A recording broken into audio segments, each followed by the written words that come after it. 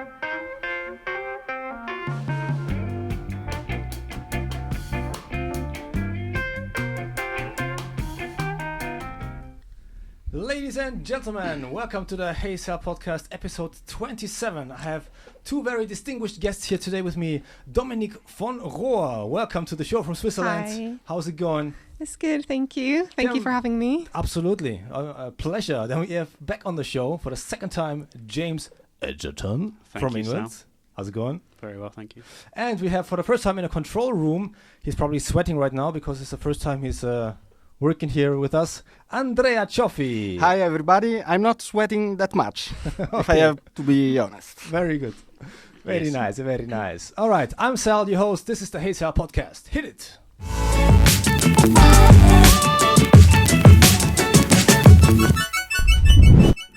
Okay, here we are. This is going to be a very interesting podcast episode today, I believe. Before we start talking about you guys, you're both very interesting characters. And I see we are live on the show on YouTube, by the way. So everybody who's watching can comment and ask the two ladies and gentlemen a question or two or three or five. It's totally legit.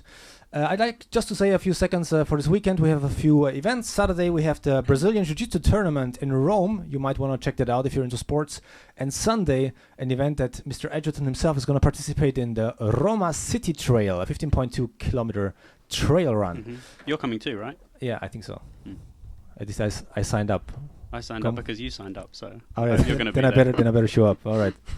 Okay, so let's see. Let's start with Dominique. You're from Switzerland. Yes, I And am. Now you decided to live in Rome Yes. for a couple of years now. Yeah. And it's you run a been- blog, I do. vonrome.com, Yes. right? Yes. Okay, so what's the blog about, first of all? So the blog is about all the awkward little moments that happen to you, all like the weird situations that you encounter when you live abroad. And I had this idea because, you know, everyone has a blog today and everyone writes about, the best restaurants and the best places to see in Rome. And I really like to write. I've always liked writing. But I didn't want to do anything like that. I didn't even want to write a blog at first. I just like to write up these short stories about these little incidents that happened to me. And I did that at first for a newspaper, actually. When I was back in Switzerland, I worked for a newspaper. It's a very small newspaper, very local in Zurich. But I used to send them every 2 weeks. I used to send them a column of something strange that happened, like Swiss person abroad. And then I got the idea from there to do my own thing. And I used to write it in German, now I write it in English. And that's how it started. So, being Swiss, I mean, the Swiss they have, I don't want to stereotype here, but I'm going to do so anyway because it's my podcast and I can do what I want to do here on this show. But coming here was probably quite a cultural shock for you to be in Rome. And so I read through your blog the other day, and I mean, those little incidents actually capture these little moments of, let's say, surprise. Yes. Yeah, it's very different, definitely. I mean, you wouldn't think so because our countries are literally one on top of the other. Right. So it shouldn't be a world apart, no? Mm-hmm. But it really is. It is, absolutely. I mean, I've been here for 6.5 years now. Mm-hmm. And still, after all this time, I have a lot of things that happen to me that would never happen to me in Switzerland. And I just find it interesting to write about these things in a humorous way. And also to see if other people relate to it, because I feel that a lot of Northern Europeans might have the same issues. And yeah. I mean, you've been somebody who's been away from home now for a long time, actually, right? And so, yeah, what was your first impression when you came here, coming from Spain? I think before, so probably you eased a bit more into the. Well, I lived in Spain, right, for a few years. Then I was in Latvia for 2 years. So everything was very orderly, and very organized. And then I wanted to come back to the sunny chaos of the Mediterranean. So it was like going back to a similar culture to Spain. So it has its advantages and disadvantages, shall we say. So, I mean, I guess you're always kind of trapped in between the worlds now. I read this also on your blog, that you feel when you go back now, you feel a bit like you're not really, like you kind of now became part Italian but also part not. So, but you're also not Swiss anymore. Yeah. I actually wrote a blog post about that, because you're a bit in a limbo. So when you're here, you're not really one of the Italians, let's say. I mean, you try to integrate and everything. You make Italian friends, you start speaking Italian, but you're still always a bit different. But then when you go back home, it's the same thing. You're not one of them either, because you're the one who left. And also being in Italy kind of changed me as a person. How so? Just gotten a bit more Italian with certain things. What does it mean? You know how well, a lot of Swiss people know they're very organized. They plan things. They're very precise, on time. Well, I was on time today. You but both arrived on time, precisely. We were very, very on time. I was very surprised. We were very precise, Surprised.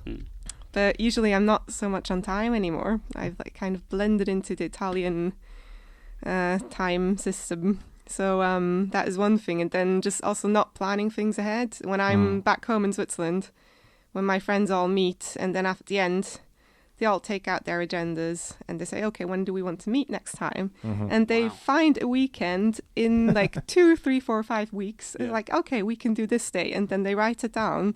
And I cannot imagine doing that anymore. So, yeah. What about yourself, James? What was the question? Well, when you go back, do you feel... Oh, sorry, yes. England? Yeah, I think I agree with Dominique. By the way, Josh Brock commented, dope shirt, bro. He retracted the message, but I saw it on time. Yeah, he can't usually write very well, so if he left a message, that's good progress. Yeah, a little bit of limbo, I suppose. There's an issue of belonging in a certain place. You feel a bit of a foreigner when you go home, and you certainly feel a foreigner when you're here. But at the same time, it's great to experience a different culture and be able to meet different people and sort of have all of those advantages as well. Right. I remember when I came to Rome first, I was very, very German about it. So little things that really annoyed me, like crossing the pedestrian way, for example, and cars just moving around you, which is the way it is. I mean, now it's like a choreography, and I blend in perfectly, do you dance beautifully, across the road? And I do like the Black Swan as I cross the streets. But before, it was this mindset that this is not right. This is not the way it's supposed to be, because in a way, when you come here, sure, there are certain things probably that would make more sense, but I think you also come with a lot of prejudice.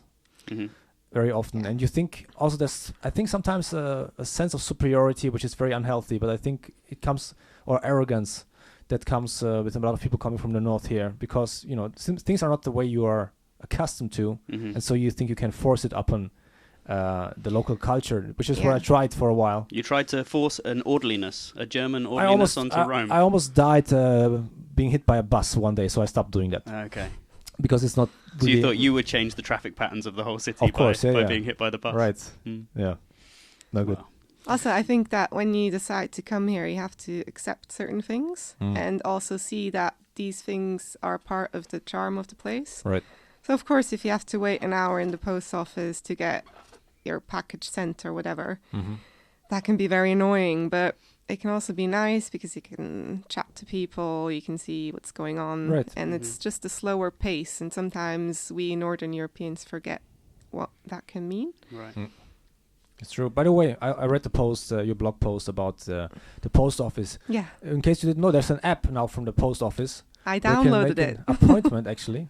And it works? It works, yeah. Well, it used to work for me a few times. I used it. I mean, now I know the offices where to go to, and when there's no rush hour, and I just walk in basically, and I get served right away. But if you happen to go to one more crowded one, like Termini train station, they're always super crowded. You can make an appointment there through the app at a specific time. You show up 2-3 minutes before, scan the code or whatever it is now. So it takes away from the fun of not knowing if you'll be there for an hour or 3 hours. Yeah. Exactly. Have all you been planned. through the Residenza? Oh, process? I tried. I Wow. tried, but I didn't get it done. No? No, I didn't. You've been here for I 7 years. renounced. Yeah. You stopped? How long have you been trying? Oh, I've tried when I first got here, and the reason I tried is because I wanted to buy a motorino, a little scooter. And you need residency for that, right? Yeah, you have to be a resident to own a scooter, so I wanted it for that. And then I got all my documents ready because they give you the list of the documents that you need. I had everything ready, translated into Italian, stamped by an official person, and I got there to the municipale. Right. It was maybe the 5th time that I went. Mm-hmm. And it was always the 2 same ladies that were working there. And it was always the same person I had to go to. And she just didn't seem to like me for some reason.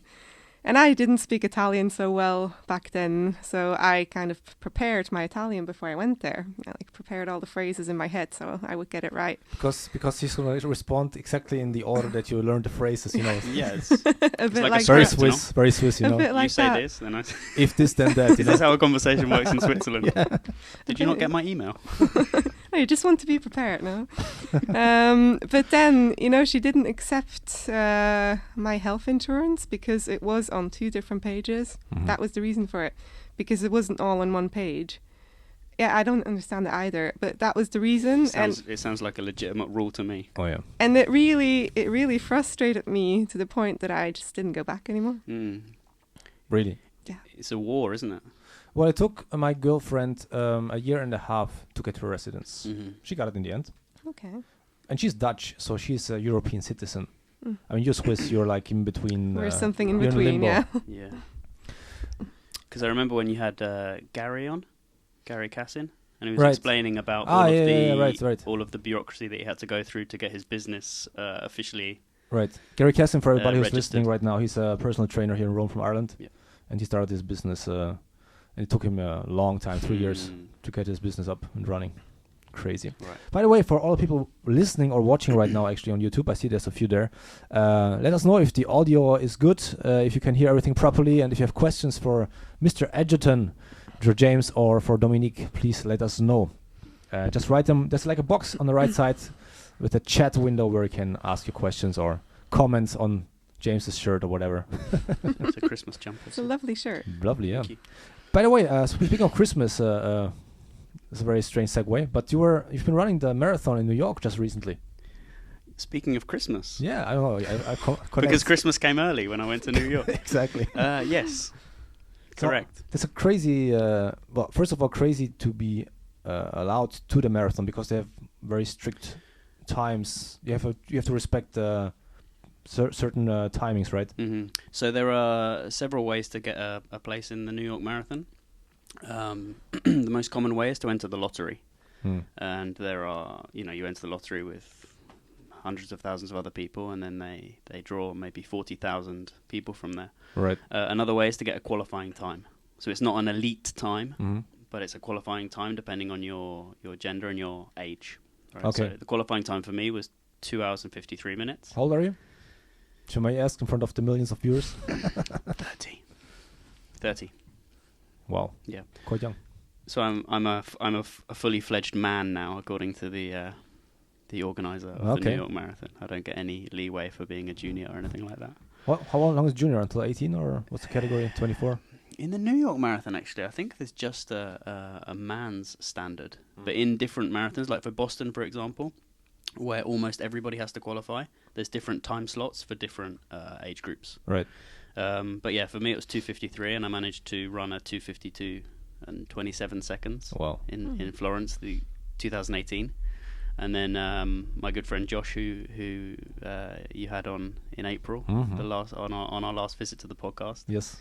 I think he qualified with a very good half marathon time. But anyway, we both got a bib. We both got a place through our qualifying times. Sweet. Yeah.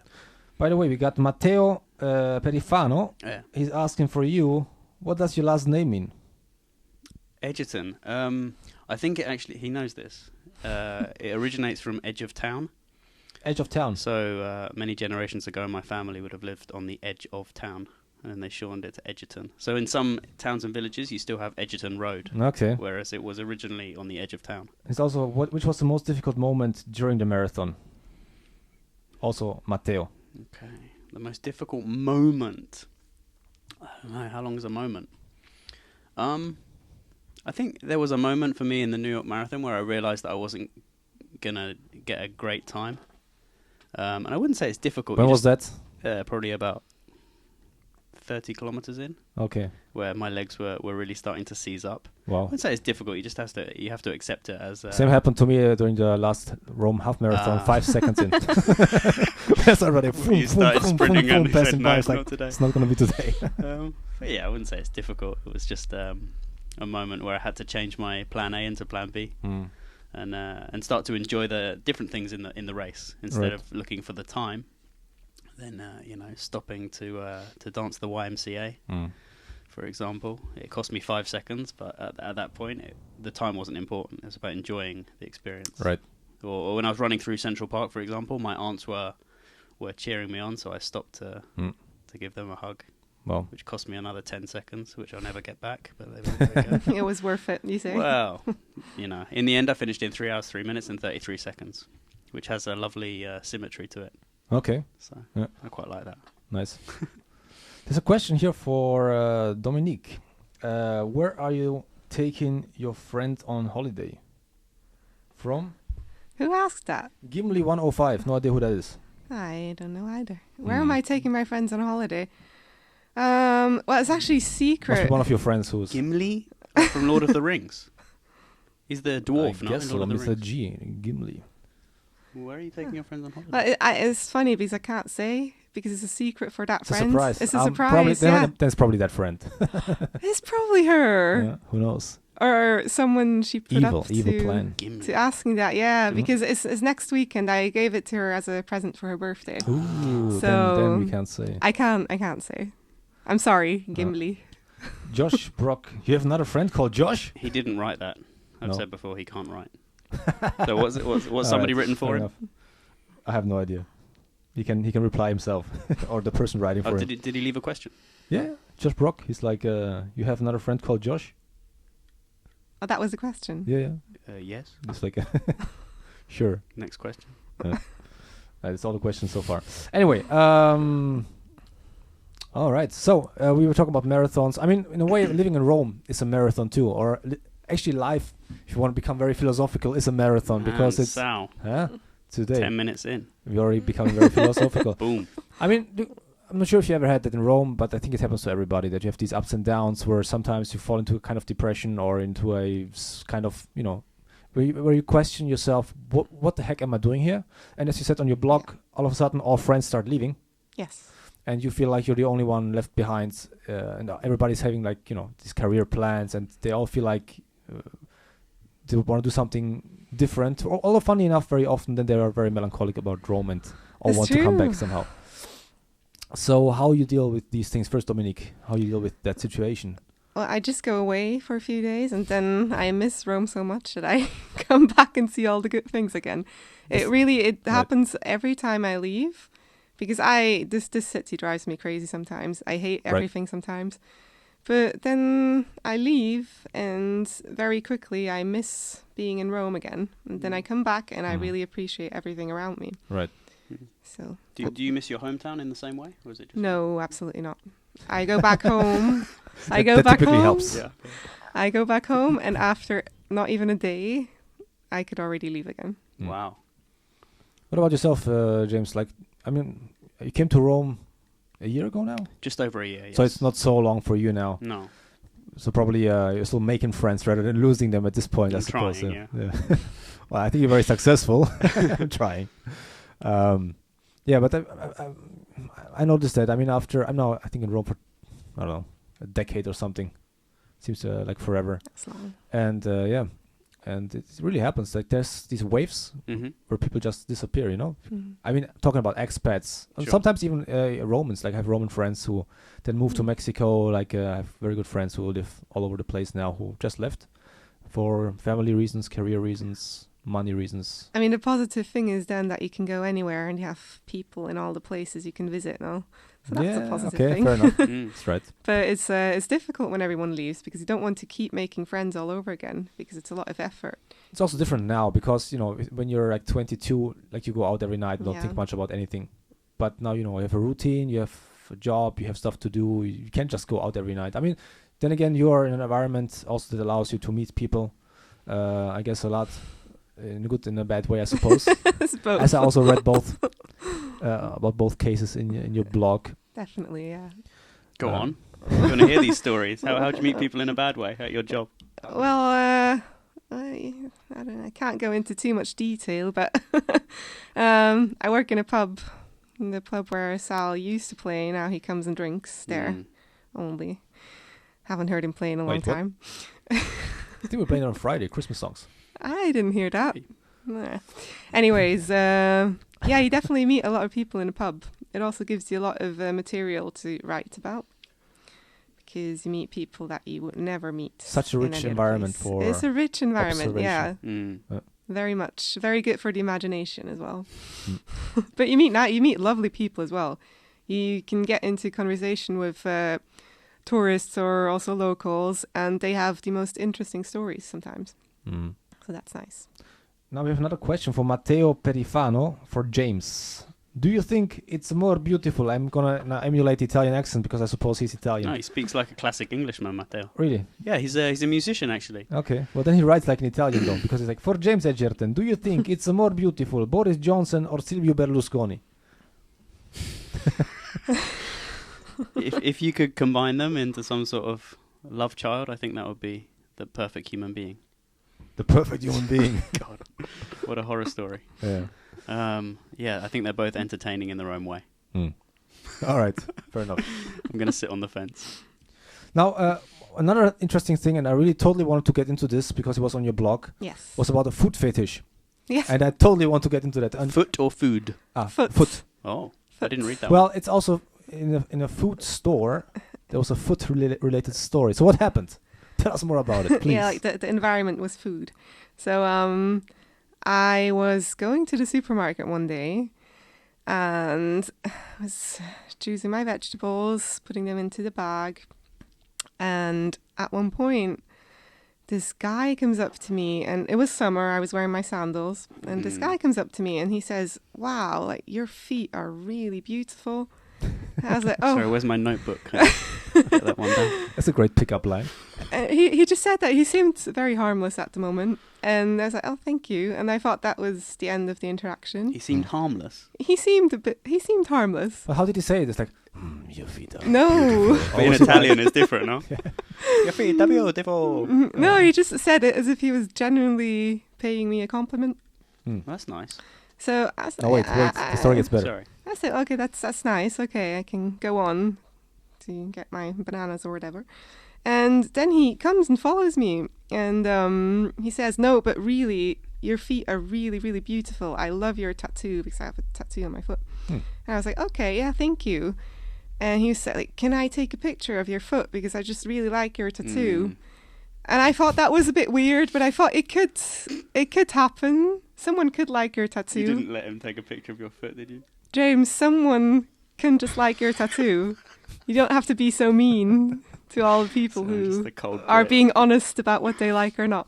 So I said, "Okay." And I was apart from him maybe 2 meters. There's a distance between us. And he was getting out his phone and making a picture, and he was like, no, I can't see it the right way. Like, but how was he taking a picture? Like, were you posing a bit? No. I was put your foot standing up in the there. peppers, No, I didn't. Color contrast? I didn't. It was just on the floor because I can't pose. Don't know how to do that. So I was just standing there, feeling a bit weird, and he quickly came up to me, grabbed my foot, and turned it towards the supermarket light, so the light would shine on it. Like he was like He was literally grabbing your foot and yeah. like twisting it a bit into the light. That's what he did. And you were not I was pepper spraying him or anything? I thought, whoa, that is a bit too close. So but while I was thinking that, he was stroking my toe. That's what he did. Freaking disgusting. And then how long have you been together? Oh, wait. No, thank you. No, and then I ran away. So at what point did that interaction become weird? Like, where was the line for you? Because for me, it was much earlier on. No, obviously. the line for me was when he was coming at me. But I didn't know what he was going to when do. he attacked the foot. When he was like coming and went for my foot. But yeah. But a lot of weird things happen. You know, that's like when you're a woman in Rome, a lot of weird things happen. I liked the story on the blog about the asking the time at Termini Station. Yes. Did you read that one, Sal? Yeah, of course, yeah. It's a classic. Yeah, the funny thing is that happened to not only me, but like as I was posting it, I got some replies. I mean, it was around Termini Station, right? It was in Termini Station. Because, I mean, in the area, a lot of weird things happen. I mean, to women especially. But even I, like, years ago, got my ass grabbed by a travestite working there, you know? It's like, I think his name was Anaconda or something. Interesting. Yeah. I actually made some friends with friendship with some of those people working there, because I used to live on the other side of Termini, and so I had to walk by there every day. And so, you know, why not? If somebody grabs your ass, why not become friends? You never know. When you got feet like those, Sal, it's very hard to It was not my feet. control. Yeah. Yeah. So the time. What was the time story? So basically, I was very new to Rome, and I was walking through the hall in Termini Station. And then this guy comes up to me from the side and says, "Oh, do you know what time it is?" And it was 2013, so... Not everyone had phones. I don't know. We were in a train station. There are no clocks at the train station. Zero. They all run in the wrong... Well, time. you're actually right. They're not really precise. On time. They're really? not precise. No. There were still sundials. The ones in the train station. All the clocks in Rome, they're not really on time. Oh, thank God he asked you then. Maybe that was legit. But anyways, he got into a conversation with me. I was like, "Oh, you're not from Rome. Where are you from?" And he's like, "Oh, do you want to exchange contacts so I can maybe show you the Trevi Fountain? Show you the right time. Or so you can call me anytime you don't know what time it is. Whenever you need to know the time. In the UK, you press 100 and you get the talking clock. Yeah. No? Really? It would be like the talking Dominique. What's that? What time is it, Dominique? No, wait, but what's that? In the UK, you press 100? Well, they used to be at least. I think it's 100. Yeah? And it tells you the exact time per second. So on the third strike, on the third beep, it is precisely 3:47 and 52 seconds. Beep, whoa. beep, beep. That's a business idea. I should have thought of that. Well, I think you've already started. Yeah. So he wanted your details. So yeah, basically, he was just chatting me up, and the opening line was the time thing, but it got a bit strange after that as well. Again. It got a bit strange, and then I was just like, "Oh, okay, I have to go now," and then I kind of went away. And the funny thing is, though, that when I was posting the story, I got 2 or 3 replies from other women who had exactly the same situation happening to them. Same guy? Who knows? And then, if I remember correctly, you went back. Is it a few days or a few weeks later? Yeah. Oh, yeah. I went back. Just maybe it was 2 weeks later, 2 or 3 weeks later. I walked past there again. And the same guy comes up to me and asks me the same question. And he didn't realize that I was the same person from 2 weeks ago. That's cheap. He didn't realize. And I didn't know what to say, so I just stormed off. Because I thought it was very weird. Slightly. Yeah. What time is it, Sal? Nice one. By the way, hello Rocco, who joined us now. And Matteo, he says if you combine... them, I think he refers to the question he had before. Boris Johnson and Silvio Berlusconi. If you combine them, you get... Well, I'm not going to say the name on the show now. Maybe later on. It's too early. It's too early for that into the show. Oh, Trump. I did it. So for everybody... Okay, we have 9 viewers right now. So everybody watching... Jesus. Hello. That's a lot of people. Ask your questions. Stadium full of 9 people. I feel all nervous. Oh, yeah. Let's maybe get to sports a bit, because you're an athlete, so it's... Well, that was a bit of false advertising, I think, on the on the poster there. Well, you always. I mean, look, we're kind of neighbors in our neighborhood. Mm-hmm. So whenever I see you, you either running. Yeah. I saw you twice running actually when I went to the tram, but you were far away. I wasn't like, James. This would have been a bit weird, you know. Or I would have been chasing you to say hi, you know. That would have been super weird. It's like weirder than the guy asking for the time. I like the feet more than the time. Yeah, I'm sure you do. And or you see you biking around on your super fancy aluminium bike or whatever it is. Or I see you rolling in Brazilian Jiu-Jitsu or running marathons. So, you know, I would say you're quite of an athletic It made person. me think, actually. It made me think a lot about identity, because often you think, oh, what's my title going to be? It's going to be my job. What's my persona? What I really am, and what I would like to be as well. Yeah. So athlete, I like that one. I think you should I'm also stick a with teacher. that. Huh. But you don't have to choose, do you? You can be different things at different times. Right, that's true. What would be your title? Mine? Because you have many different hats. Hustler. Right. That's the best I can come up with. Hustler. That's what I am. Okay. That's what I do. No, but so you. Okay, so let's start maybe with the Brazilian Jiu-Jitsu to get back to how we actually met, because we met at Crazy Barra. Barra, how you pronounce it actually correctly? Barra, right? I It's think Portuguese. like a H. Like Joe Rogan would be Joe Hogan. Okay. I think. Cool. So yeah, how's that going right now with you? And like, I think it's 1 year in. For you, a bit more? Yeah, almost exactly 1 year since I started. How many stripes you're in now? 3, nearly 4. Okay. I think. Well. Does it work the same way as judo with the belt? The belt system in Brazilian Jiu-Jitsu with Crazy Barra is you get the white belt, then you get several stripes documenting your progress. Mm-hmm. Then you get the blue belt. Also, every belt has its stripes. The next belt, I think, is purple. Correct. Right? For the adults, because the children have a different kind of scheme. Then there's a brown belt and then a black belt. Okay. I'm not sure in judo how the system works there. Do you know about judo? Are you a judoka? I was when I Really? when I was a child. I was very small. Huh. I started, and you start off with the white, and then you get the half yellow, then the yellow, then half orange, and it goes until the black or the brown. It finishes on the black usually, doesn't it? Yeah, typically. Although in BJJ you can get a red belt if you are super duper important beyond the for black. the sport. Yes. Like Carlos Gracie. Yeah, if you have a big name like Carlos that. Gracie Jr. Right. Oh. Anyway, but so how's your Jiu-Jitsu is going really well. I mean, it's like any hobby or activity, I suppose, that you have some days where it goes better and some days where it goes worse. Right. The thing about Jiu-Jitsu as well, because you're rolling with other people, it's not just dependent on your performance and mental state, but it also depends. You judge yourself by how other people are able to roll with you or strangle you, or how many times that they can submit you in 5 minutes, for example. So it's hard to judge sometimes if you're making progress, but if you take a step back, you can see that concepts, at least at this stage, because we're still both at a very early stage of the sport, concepts make sense, you know. And it's true, yeah. No? I'm very happy that even recognizing a technique now, right, or not being being forced into submission in 10 seconds anymore, but it takes maybe 15 seconds now, you know. Well, it's progress. If there's a blue belt or a purple belt.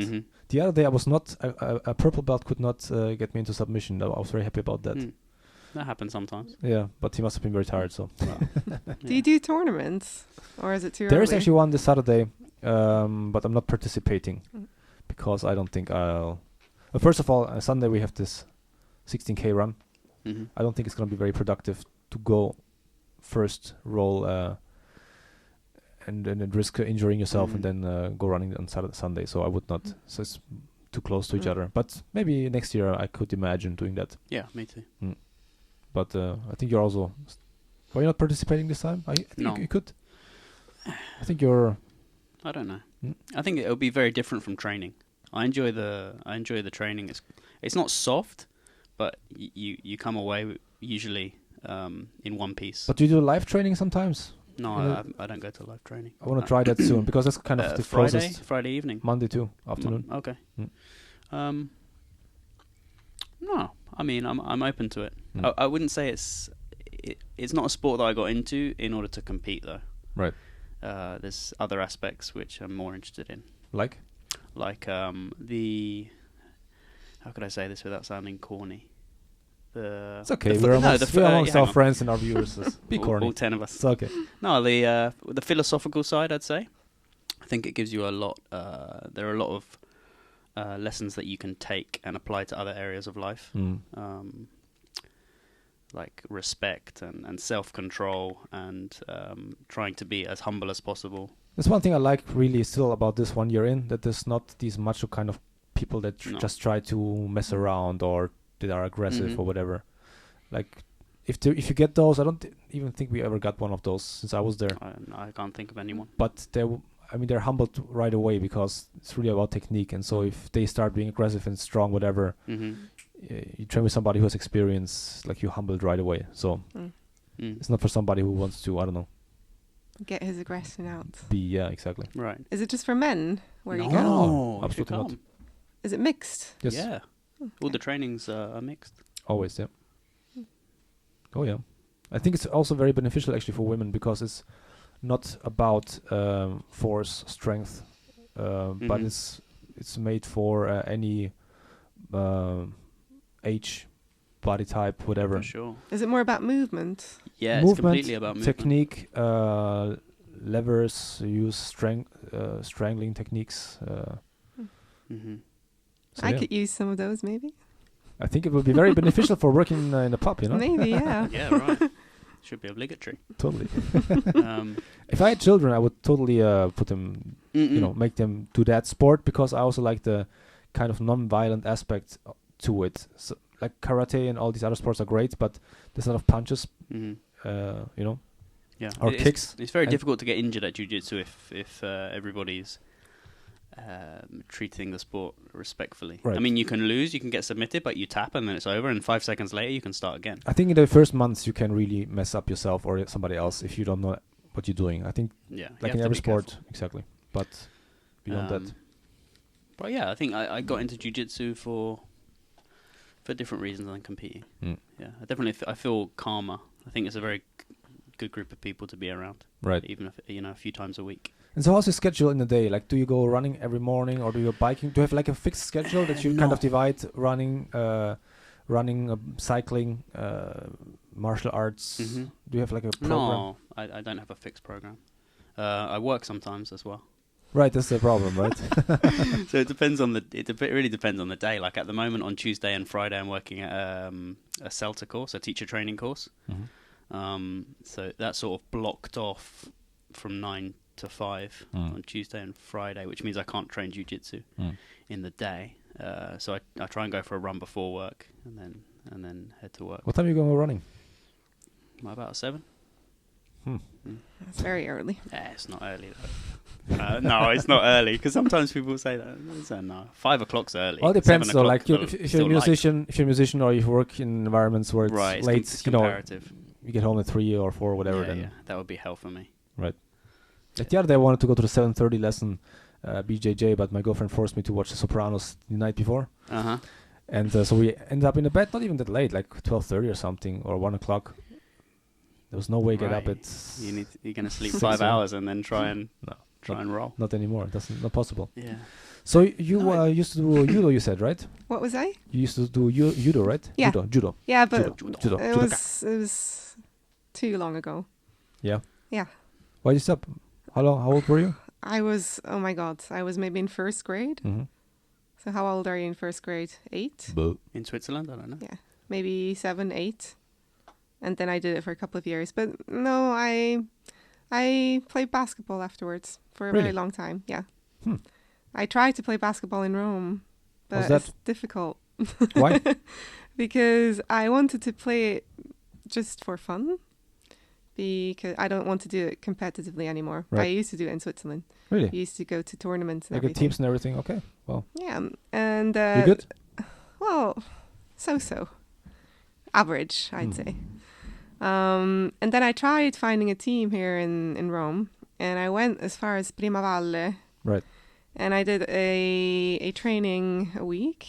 And there were so many I was used to having a very small team. So back in Switzerland, maybe we're maximum 15 people. And I got into the school there, and there were like 30, 35 girls. Right. And they were really into it. Mm-hmm. They were taking it so seriously. And we didn't play. We did like tactics for 2 hours. And only the very best could then play at the end. And it was just not fun. How do you prove you're better than others? If you're faster, if you score more, if you're just All right. a better player. And I was out of practice as well, so I really wasn't any good. But it was just too competitive for me. And I find that in Italy, a lot of things are very competitive in the sports world. Mm. And I'd like to find a place where it's a bit less, where they just do it for fun. Well, many parks though where you can play basketball. I remember years ago I used to go with an American friend from Philadelphia. He's a really tall guy, like yourself. But we used to play in Piazza Vittorio Emanuele actually. But then they're not. I mean, the whole park now is closed down, and it also became a bit. I don't know what to call it now. Messy. Closed. Like his gangs and stuff. You can't get in, can you, anymore? No, now it's closed. Now they kind of are. But I they think closed it reconstructing the to whole thing. reconstruct things, and So to clean things up, I think. I think a lot of the parks like that. Well, maybe our viewers know where you can go play basketball for fun, so you can leave a comment there. So you used to play basketball in the park?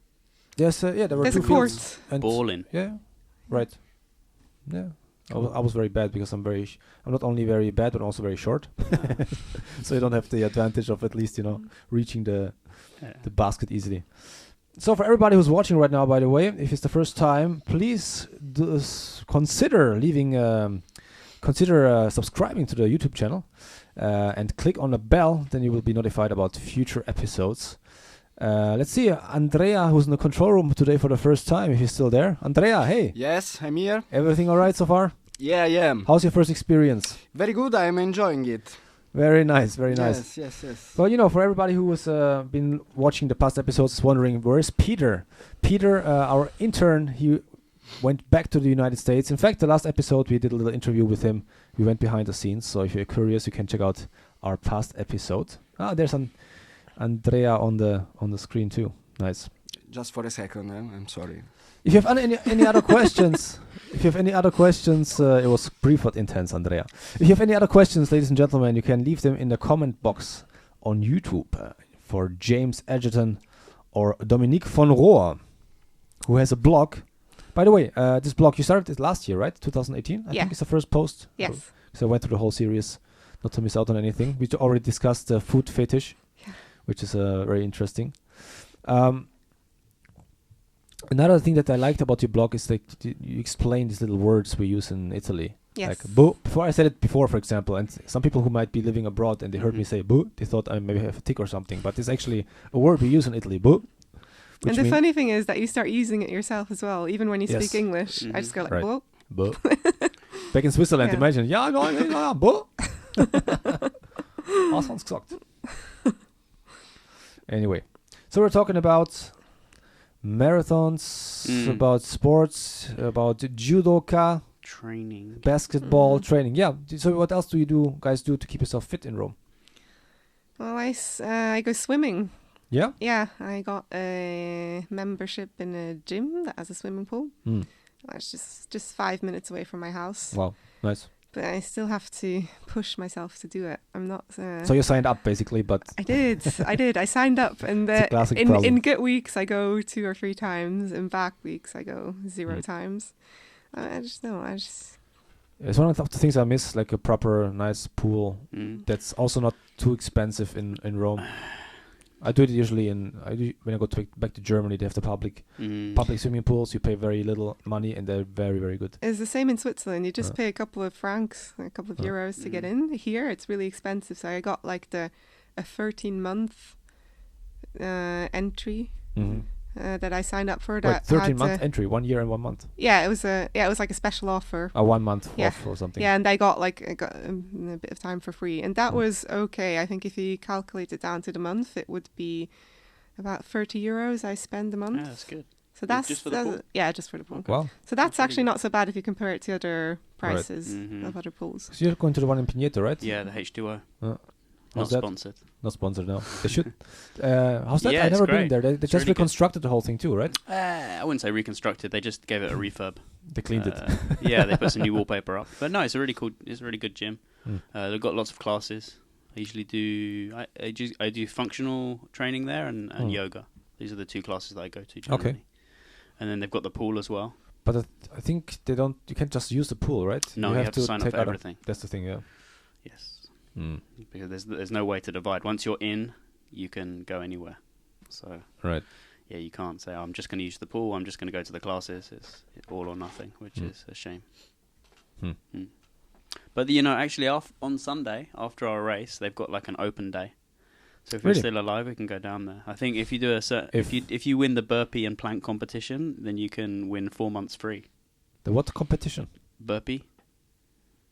was it? Come on, I even know what this is. Come on, man. I know it because of Gary Casson, because he does it in his boot camp. Okay. Do you train with Gary Casson? I went to a couple of trainings. Really? Yeah, what a It's small world. Yeah, crazy.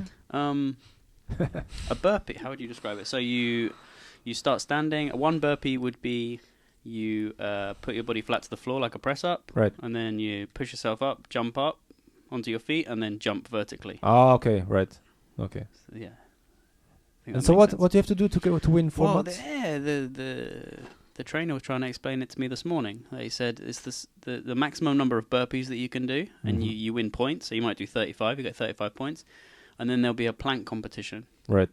So if you hold the plank for the longest amount of time, you get 10 points. If you're second, you get 9, and so on until 10th position gets 1.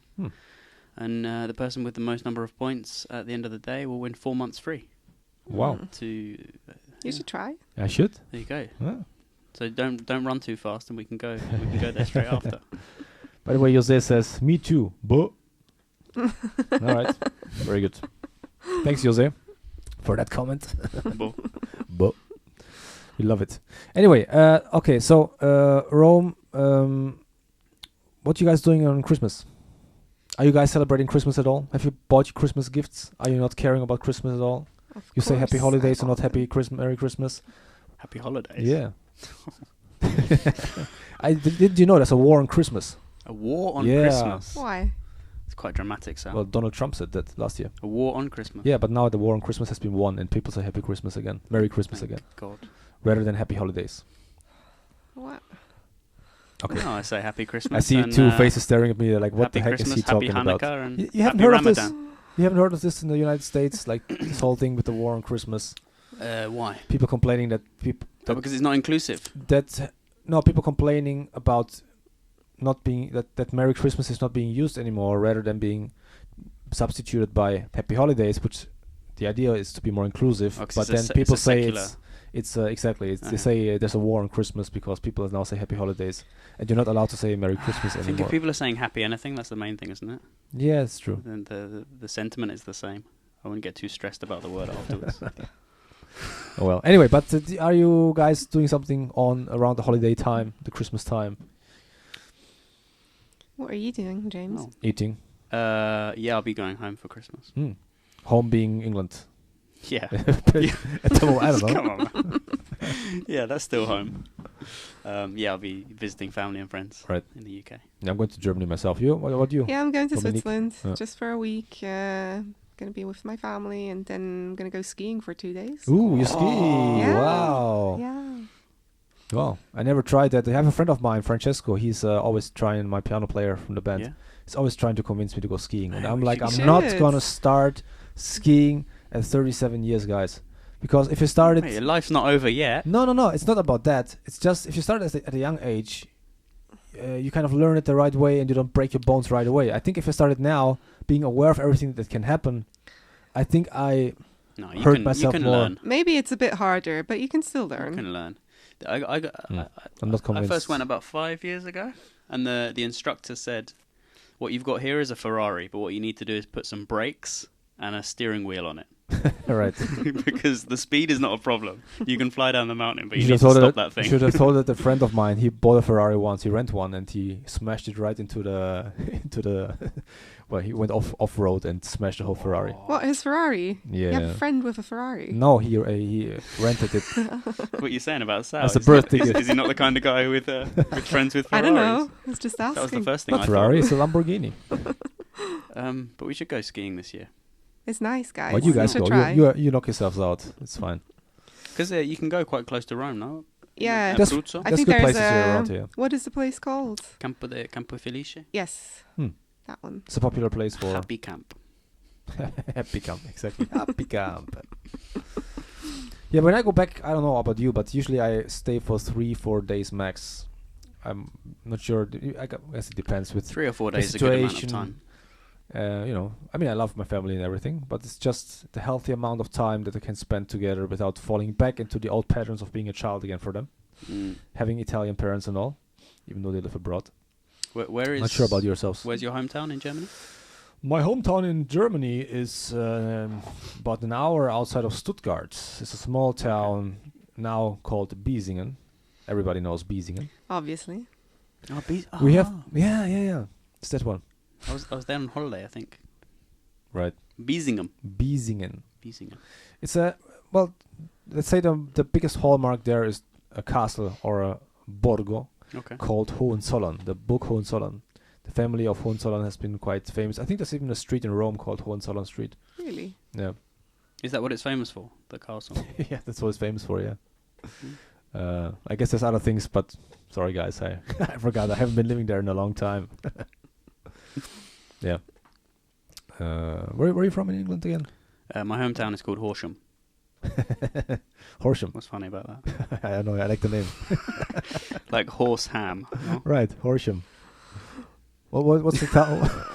Yeah, let's laugh at your hometown as well. I was going to say, it's a bit like your last name, isn't it? It's like a word that is Egerton from Horsham. merged together. Right, makes sense.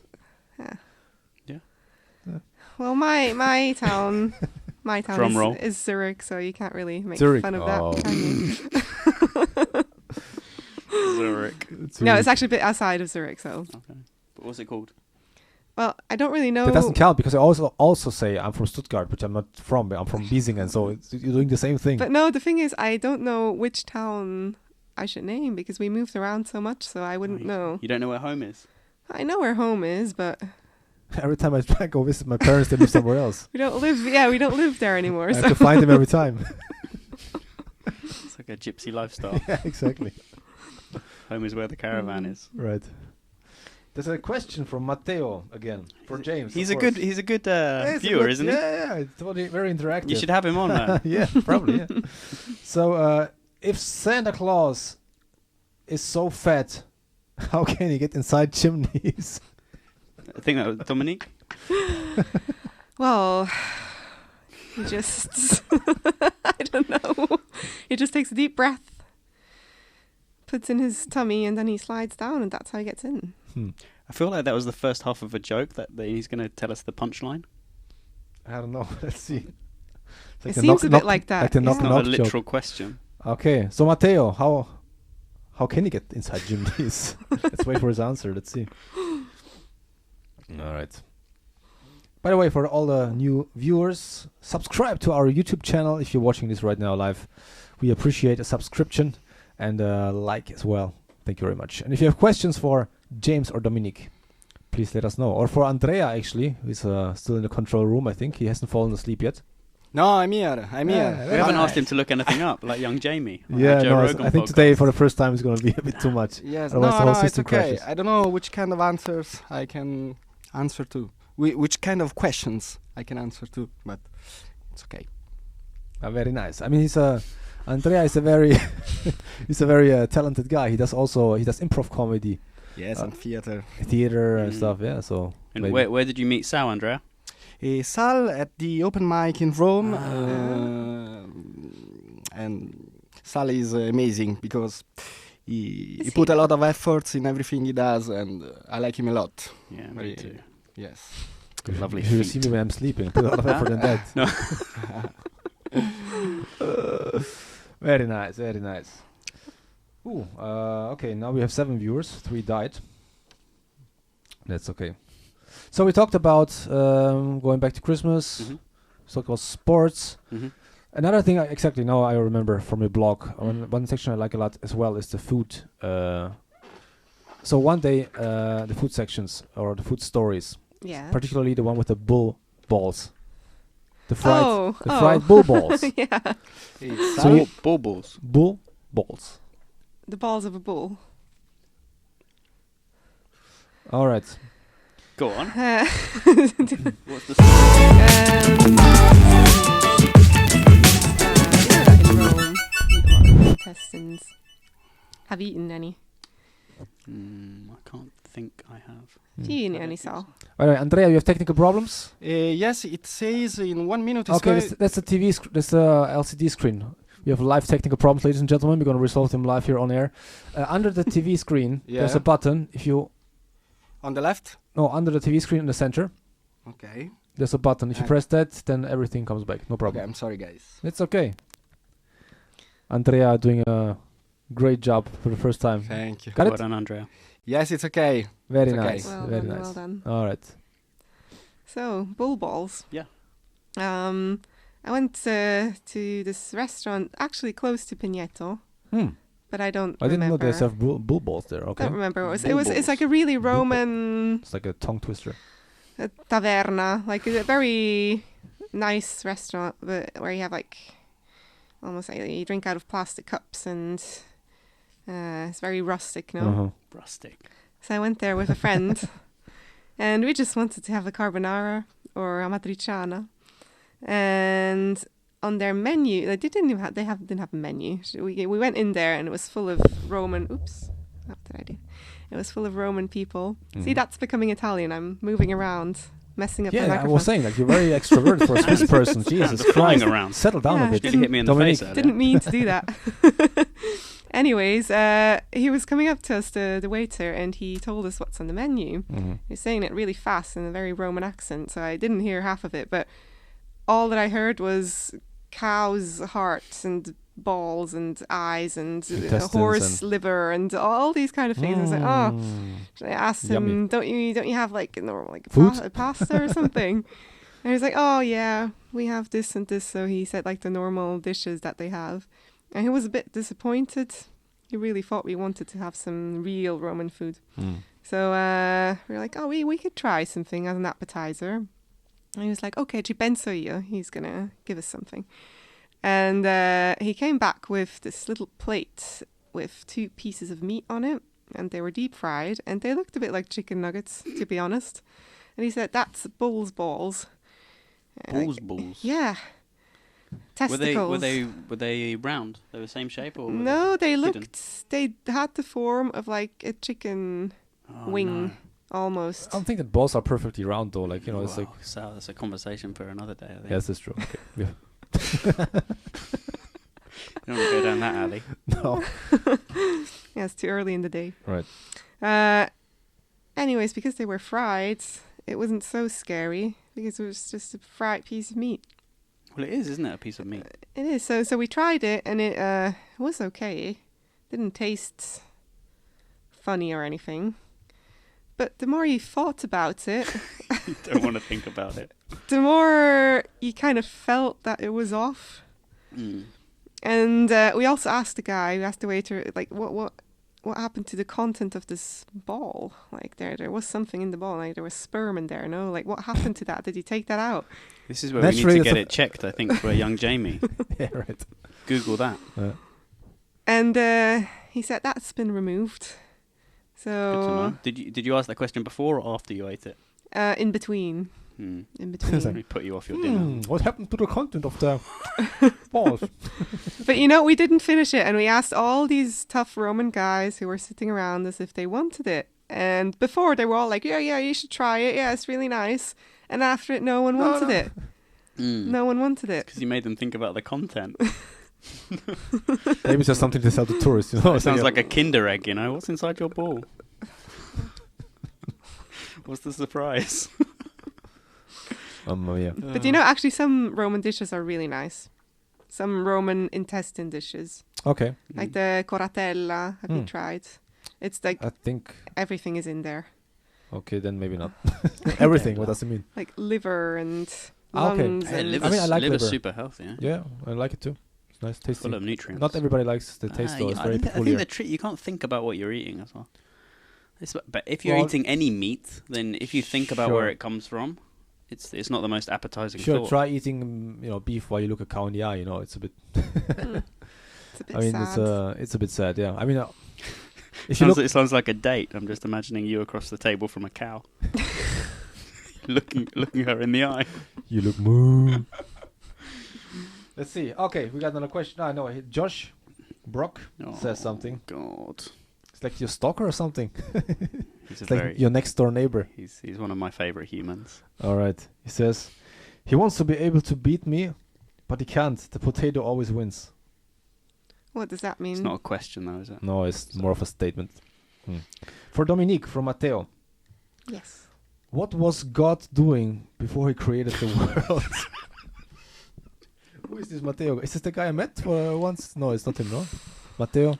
With It's not, curly the guy, hair. it's not the guy we met at the Scholars Lounge. No, that's No. Gianni. Gianni, right. I don't think you met Matteo. No. I'll introduce you there. He has a Alright. good He's a very cool guy. imagination. So this what Matteo. was the whole sentence? What else for Dominique, the question? I have to answer, yeah. What was God doing before he created the world? Well, he must have been eating bull's balls, right? What else? Definitely. That's yeah, what else you got, Matteo? All right. No, what's your Matteo's going to get the participation trophy today, isn't he? Yeah, it's true. He's a jolly good fella. Listen, what's so intestines? No, I mean they taste very good, and it's funny how it came to be because people were poor back then in the Yes. old days when they discovered these meals, and they basically tried to use every single piece of the animal that they could and turn it into food because nothing was thrown away, which is actually great if you think about it. And today we just literally throw away a lot of stuff, don't really appreciate what we eat. And I think also if you're vegetarian or vegan, I respect that. But if you eat meat, I think you should also see how the food is produced. Oh yeah.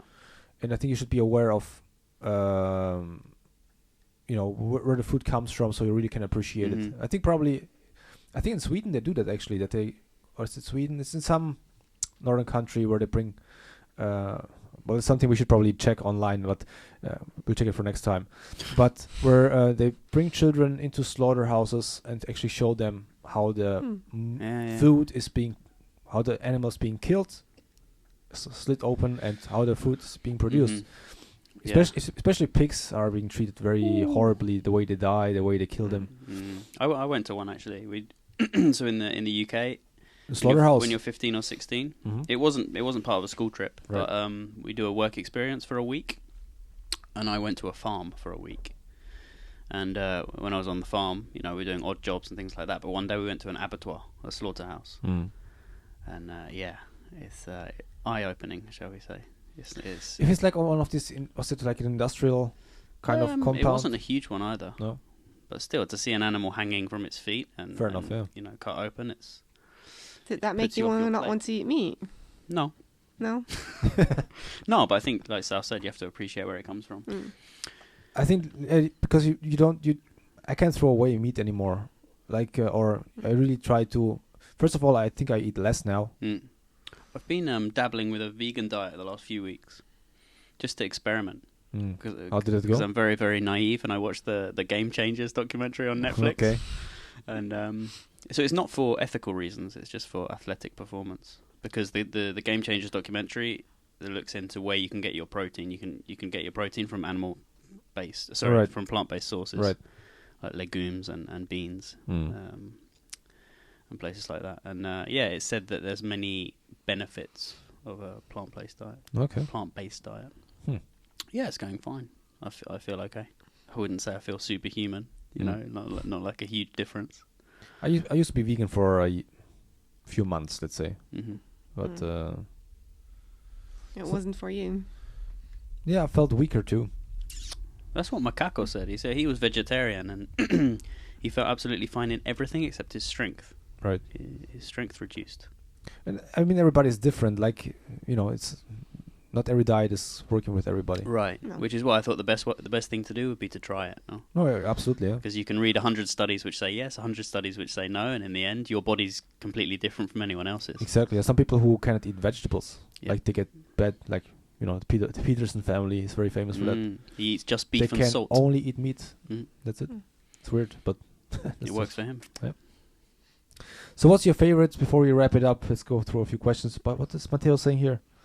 Searching around for beautiful feet. Maybe he answered the question dear. himself. What was? I think that's Okay. the standout moment of this podcast. Yeah, I think so too. Stand out. No, but what's your absolute favorite dish here in Rome? Not any Amatriciana. amatriciana? Always, yeah. Okay. Remains the top dish for me. For you?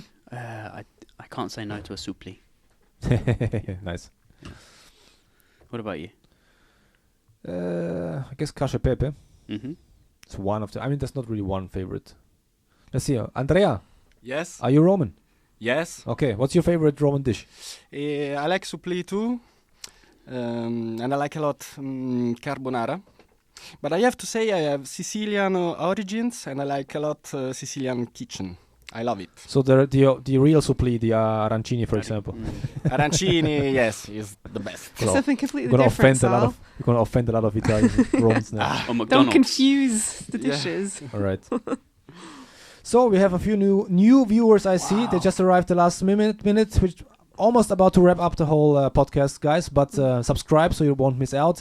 This episode is going to be uploaded a few minutes after this live stream has been streamed.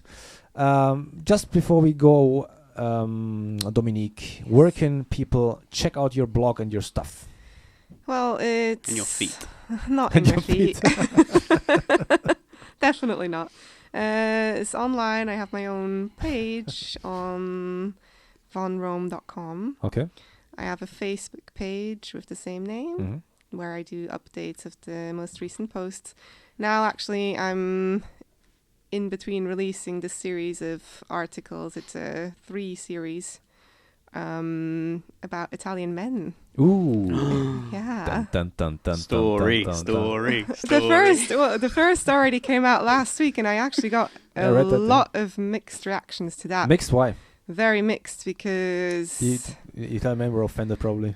I think a lot of people got a bit offended. But the thing is, there was a lot of good reactions, and then there were a few where I feel, and it's especially middle-aged men, just Are you, Sam? pointing that out, who feel personally attacked by what I write. What were you saying about them?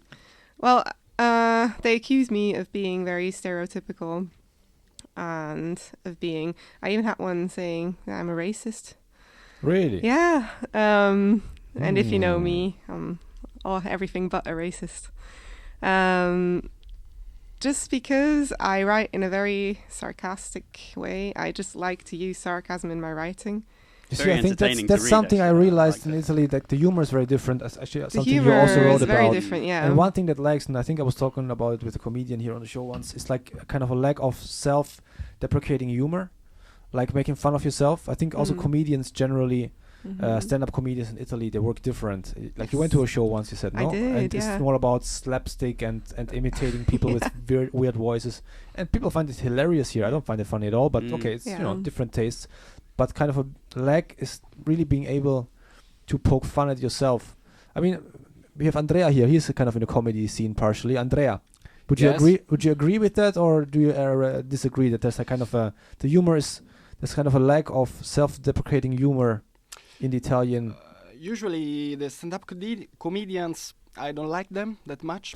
Oh, look at that. Yes, I'm sorry, I have to be honest. I like the comedy that makes me laugh without attacking anybody. I'm a peaceful guy and... Are you vegan? No, I eat meat sometimes. Okay. But not that often. Do you Right. like feet? Yes, a lot. That's Also, becoming your also signature. tattoos on feet. Huh? So what were you saying about the So they your affect you. experience? Well, I mean, so with sarcasm, you kind of use stereotypes to Make a express, to make a point and Right. to express it. Right. And then sometimes also sarcasm, what you're saying is actually the opposite of what you mean. And you have to be a bit into that to understand it, I think. But if I would just write about how beautiful and lovely everything is, then it wouldn't be interesting.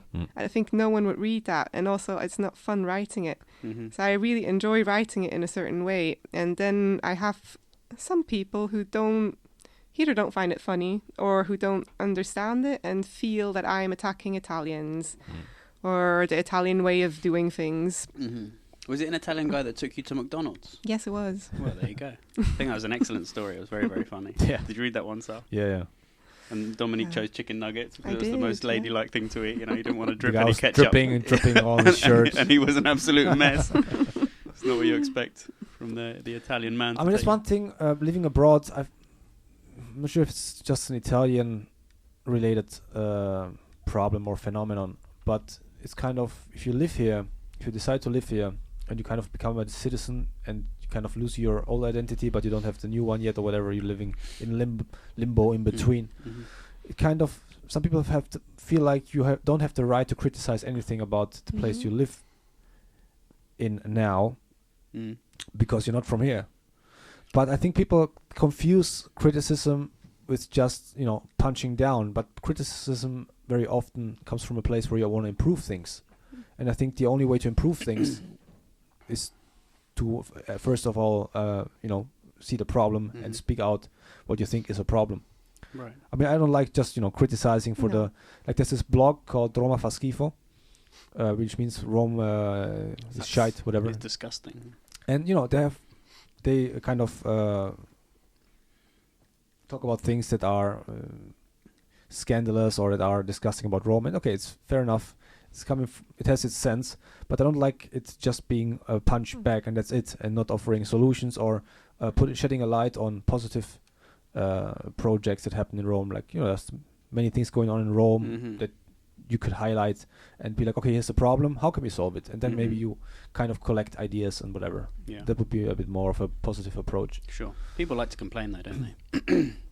Yeah. Generally. We've been complaining half of the podcast right now about stuff, so... Is what we do. Positive space. People love to complain.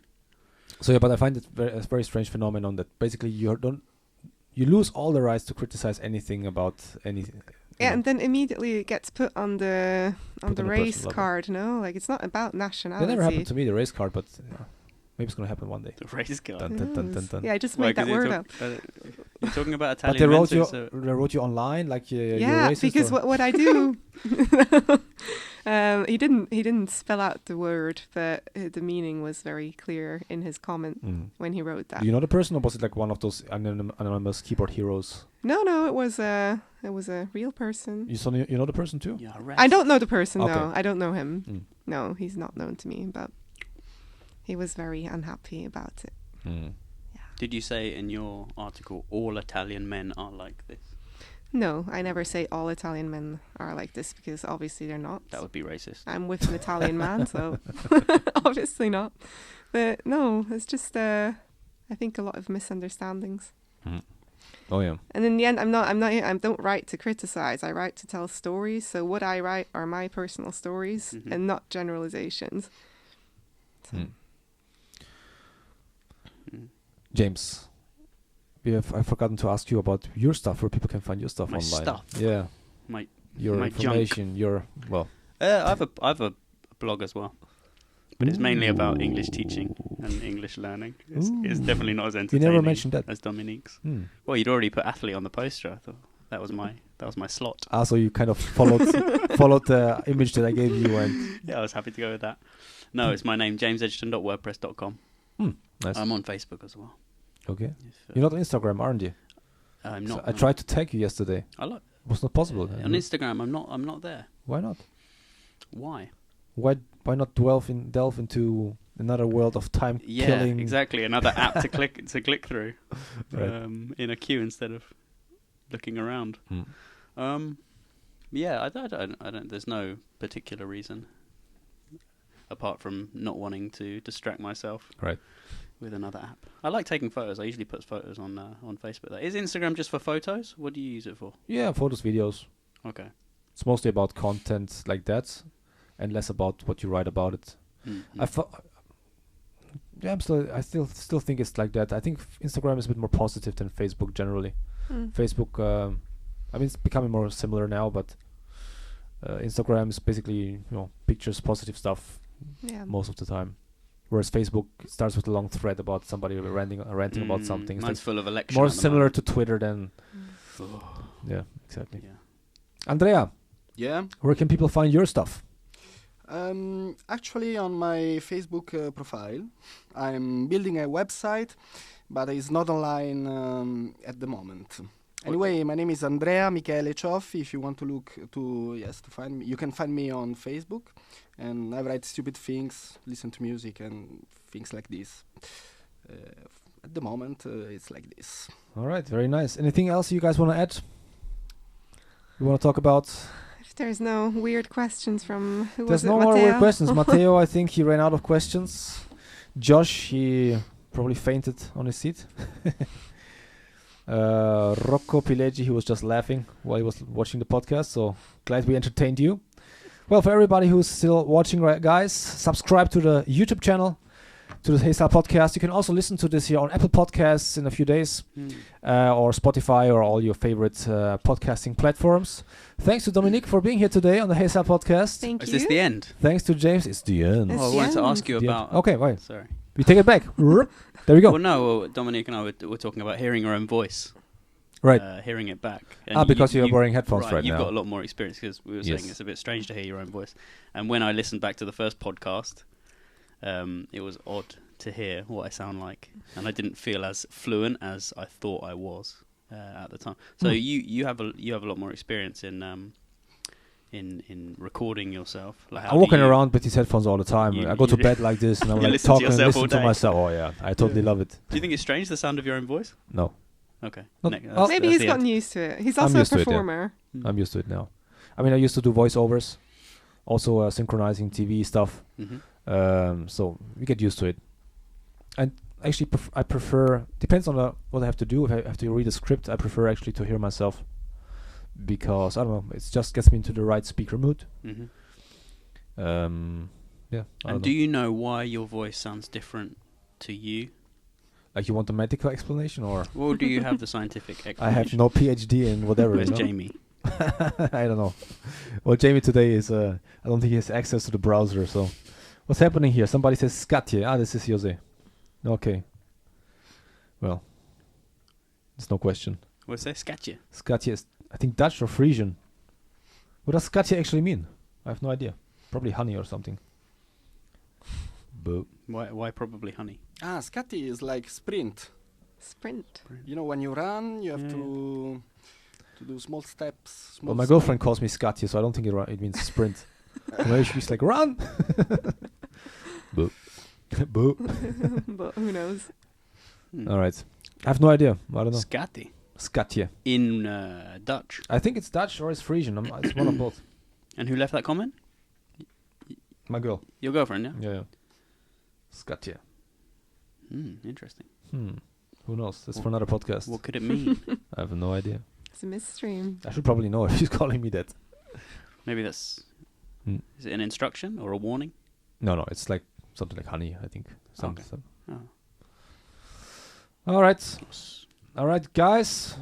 Then I think it's a wrap. Oh, Yeah. James, It's thank been you so fun. much. Dominique, thank you so much for being here. Thank you, Thank you, Sal. Sal.